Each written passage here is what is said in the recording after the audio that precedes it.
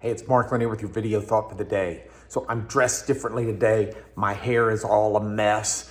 I don't know if you can tell it or not, but I'm about to play racquetball. It's Wednesday morning, and I had to get dressed for racquetball. It's the battle that I've got. Now, you've got a battle today, and so I wanted to video thought this while I'm dressed for that battle, but we've both got a battle today that we've got to be dressed for as well.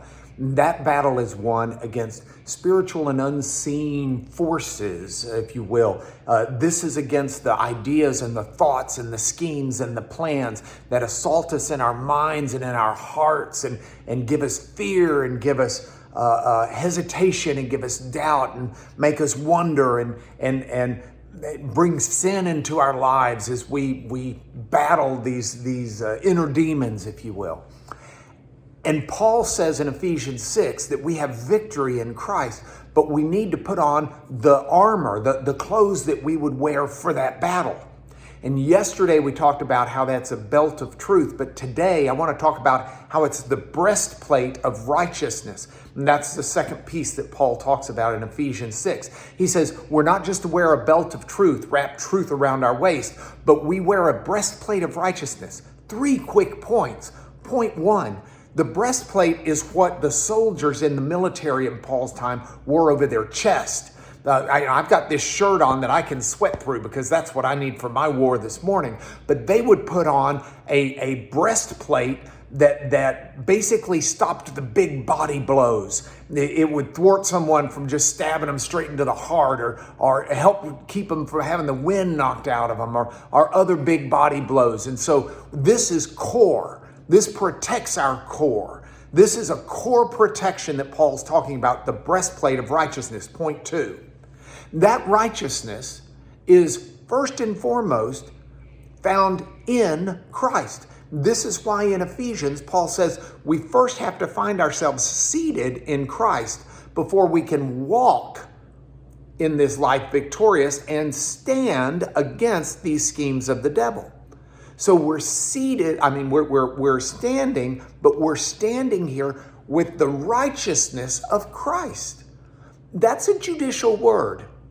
That means that if we are in Christ, God has declared judicially, you and I are not guilty. The price has already been paid. So if I'm going to battle against those demons today, if I'm going to battle against those voices in my head or outside my head that tempt me, that challenge me, that condemn me, that scare me, I'm going to need to understand that I wear the righteousness of Christ. I don't battle those demons based on how righteous I am.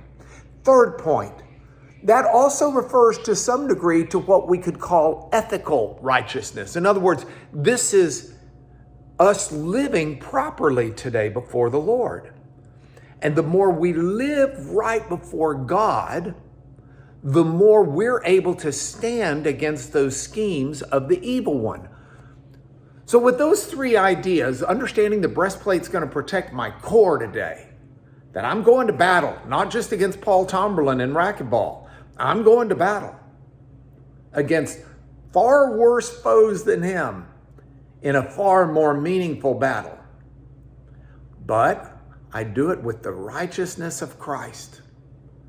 And I do it knowing that I'm to live righteously as well. And that propels me to victory. So that's your video thought for the day. It's a war out there. Get dressed. We'll talk about your hair later because the helmet comes on after this. But for today, it's a war out there. Get yourself dressed, wear the righteousness of Christ, and behave righteously yourself. That's your video thought for the day.